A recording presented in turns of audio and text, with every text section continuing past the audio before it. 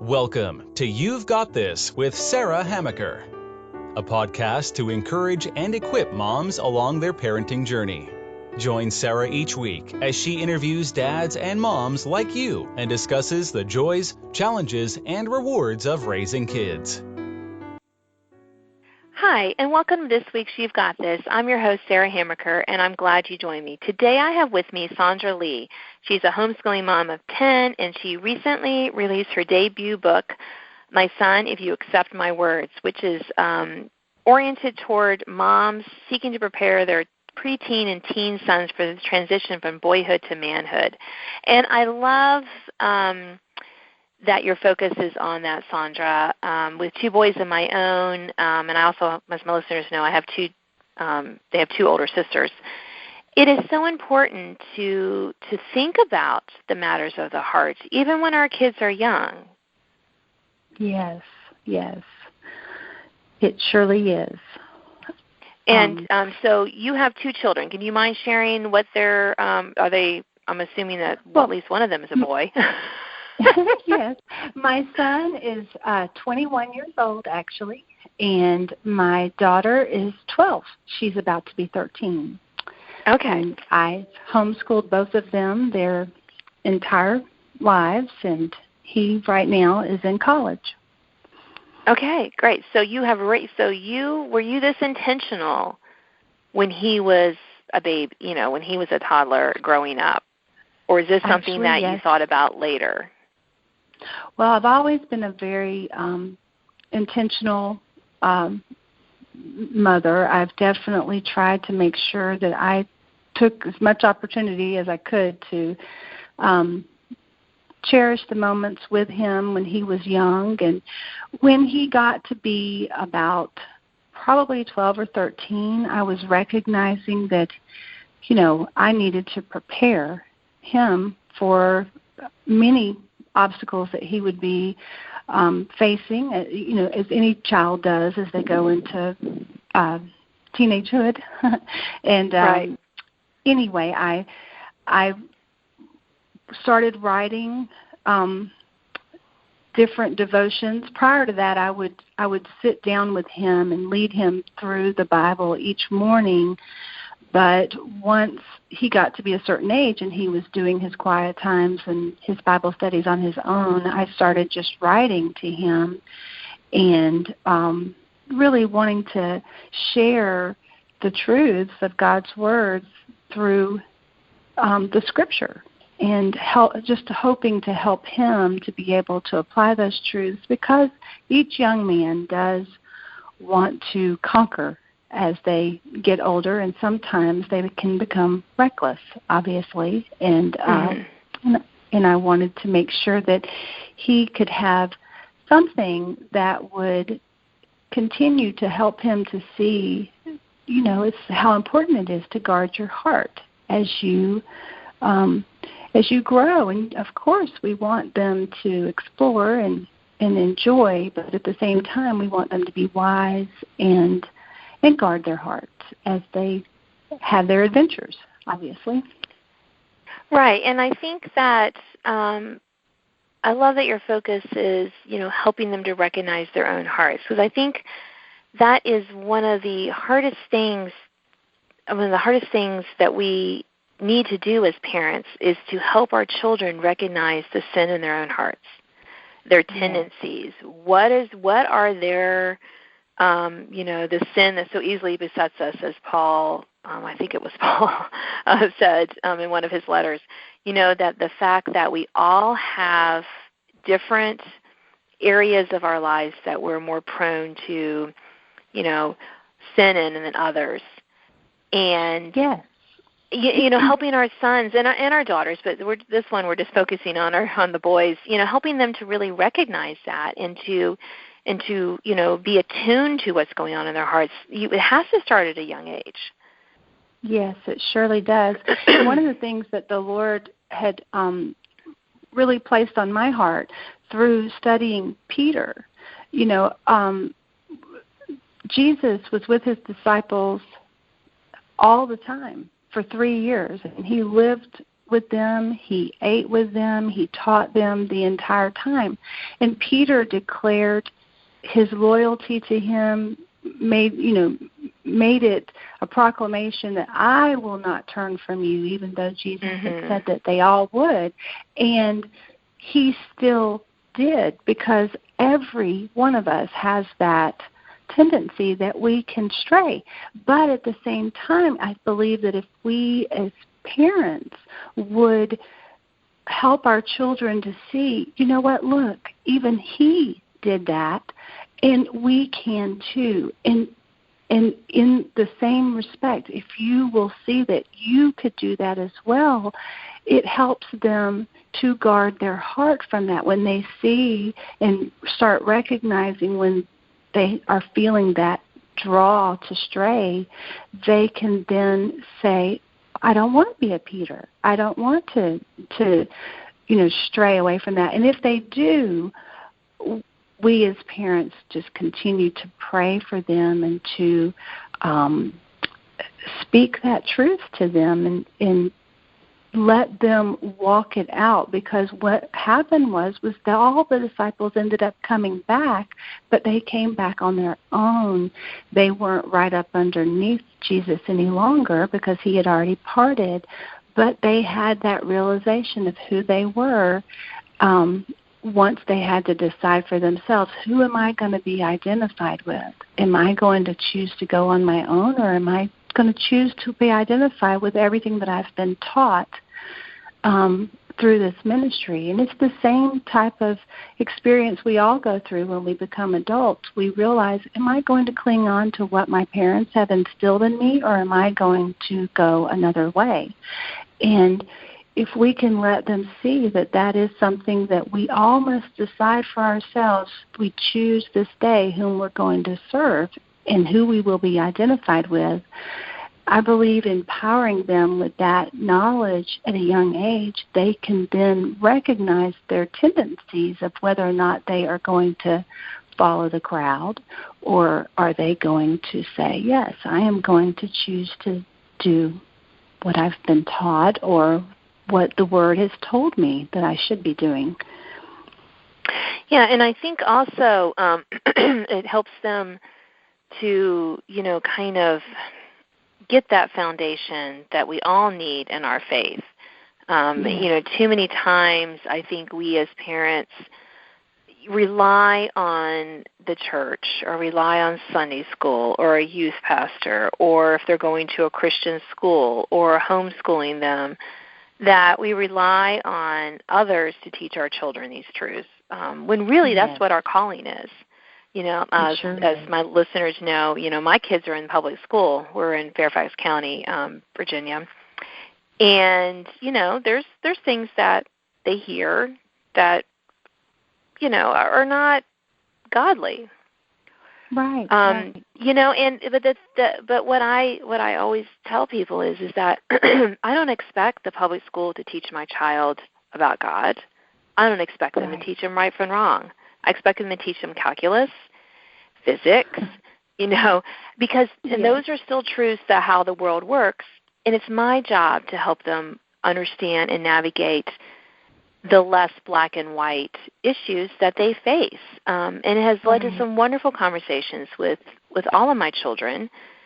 But I recognize that what my job is, what God has called me to do as a mom, is to have a care for their heart, is to look, are they picking friends that are helping them along their Christian journey, or are they picking friends that is hindering? Are they starting to, when they talk about their classes, are they, do I see that they're starting to, maybe take God out of the equation, or are they kind of incorporated into, their faith outside the classroom? So I think just recognizing that our role is so vital in helping our young people know God.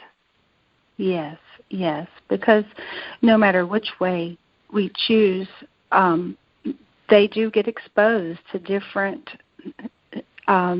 worldly behaviors. And yes, that is exactly, the Lord wants us to, our first ministry is our children, to be able to help them with their hearts and to recognize if these decisions that they're making, are they bringing them closer to the Lord or further away? And I think that's wonderful that you are, helping them to navigate through those decisions.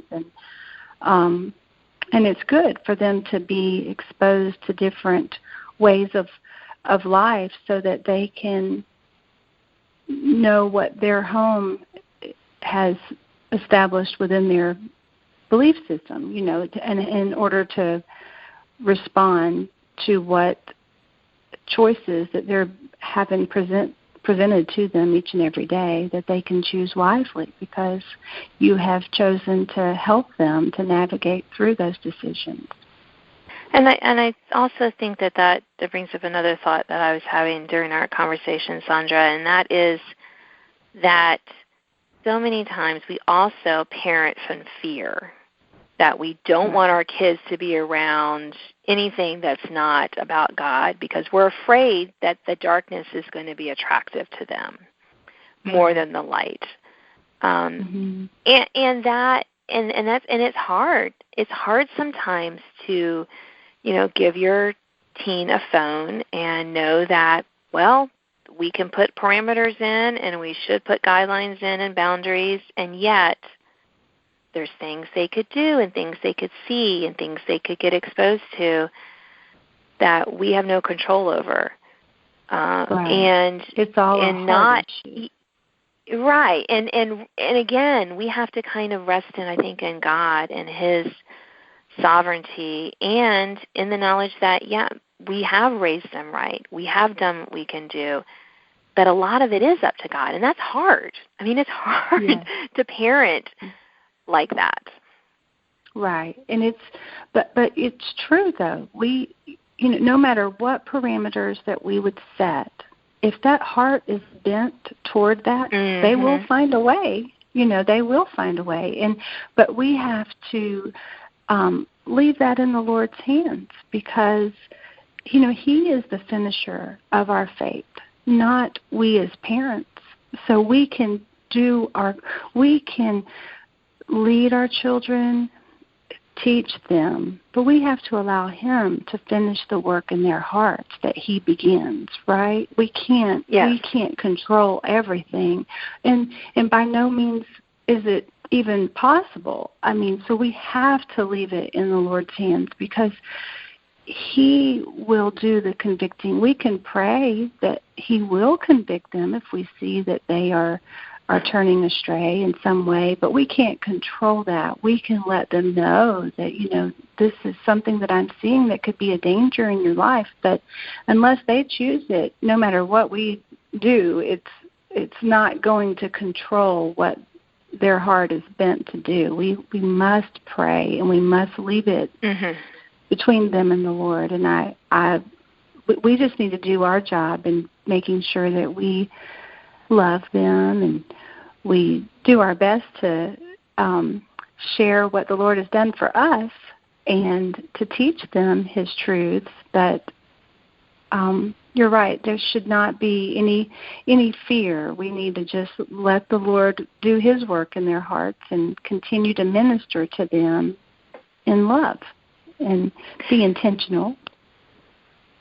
Right, exactly. But it's so hard sometimes, again, to kind of, to have that, to be able to rest in that and knowing that God has got this. We don't really need to, we don't need to do it for Him. He's the one who calls us to Himself, and He can take care of our kids. And we're getting close to the end of our time, but I did want to also talk about, what do you see as some of maybe the top 2 or 3 issues really facing boys in the 21st century? What are some of the issues that you really, maybe have noticed your own son struggled with, or other boys struggling with? What are some of the top issues that maybe come to mind? Probably the top discipline that would be at the heart of many other issues would be self-discipline. I just see that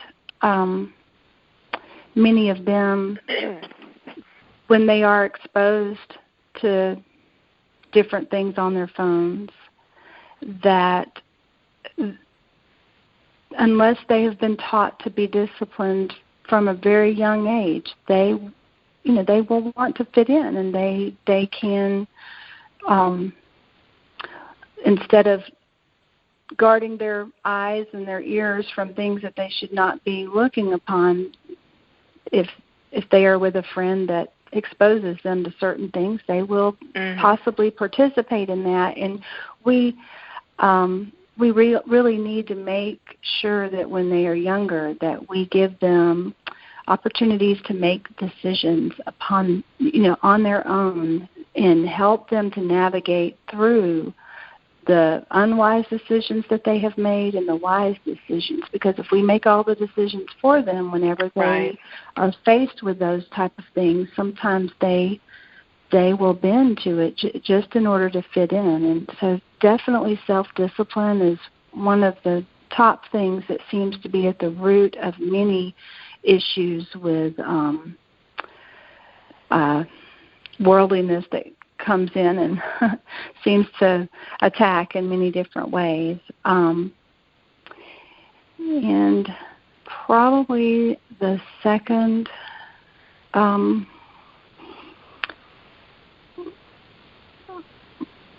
it's okay if it's just one. Yeah, let's just leave it with self-discipline. We'll just leave it at one, because I know really, I agree that many kids today, boys and girls, that lack that self-discipline, and many times it's because we're too lazy as parents to teach it, but we don't feel like we're being lazy, right? I mean, we give the kid the lollipop because he's screaming in the grocery line, or all these little decisions that we do. We don't realize that we're hindering our child from developing that self-control, that self-discipline. Giving them responsibility for their homework in elementary school is one example. We're always very clear with our kids. It's your homework. I've already been through this. I don't need to do it again. You can ask us a question if you don't understand it, but it's you need to have the self-discipline to do it. And they know that if for some reason they can't seem to manage it, then I'll step in. But they don't like it when I step in, Sondra. Right. Because then their life is not quite the way they like it. And that's good, because you need to give them those incentives to develop that self-discipline. When my boys were younger, we talked about self-control, self-discipline as developing, a strong sword to help them fight against those temptations. I said, right now your self-discipline is like a wet noodle, not much good. Right? They need that, that imagery helps. They need that sword so that when the time comes, they can grab it up, because they're going to need it. They're going to need a strong sword to fight off those temptations, to be able to do the right thing even when people are encouraging them or the friends around them are doing the wrong thing. And it's hard. It's hard as an adult. I always remind you, think about us as an adult. It's hard for us as an adult to do the right thing sometimes, to have that self-discipline. Yes, when we're offered, opportunities, it's hard to say no, and we want to say yes to many different things, and then we end up becoming overwhelmed. And, you really recognize that as your child starts growing older, you need to let them be aware of the different opportunities that we even are given to allow them to socialize, that we may be declining on their behalf that they don't even realize, because we're making sure that their time is sacred, and that we're trying to make sure that we're not spending all of our time socializing, and allowing them to see that, I can't go and do every single thing that's being offered to me. I've got to be able to accomplish my tasks, and I need to have time to even complete a chore, before I can go out and do something else. And just so many different disciplines that if we could instill it and continue to grow those opportunities of discipline as they get older to help them so that when they are the ones that are more managing their social life or managing different commitments that they might do even after school activities, that they will then own that, recognizing I have to allow time to be able to complete my homework. I have to have time to be able to, right, have dinner with my family, keeping family as a priority as they grow in their socialization, so there's just so many things, because those are all things that we have to balance when we're married, and sure. If they've not ever balanced it prior to that, it's going to create that's not going to, it's not going to work out so well for them. But no. Well, we are at the end of our time, Sondra. I know we could talk much more about this. Okay. This has been, I think, hopefully edifying for all of us. I know I've gotten a few good things to think about as well. So thank you for being on my show today. Thank you so much for having me. You've been listening to You've Got This. I'm your host, Sarah Hammaker, and today I've been talking with Sondra Lee. Her debut book, My Son, If You Accept My Words, is about moms helping their preteen and teen sons transition from boyhood to manhood, specifically thinking about matters of the heart. You can find a link to find out more about her and her book with this podcast. So thank you for joining me, and we'll see you next week. Thanks for listening to this week's podcast of You've Got This with Sarah Hammaker. Sign up to receive notification of new podcasts and listen to previous editions at sarahhammaker.com. Until next time, remember, parenting might be hard sometimes, but don't worry, you've got this.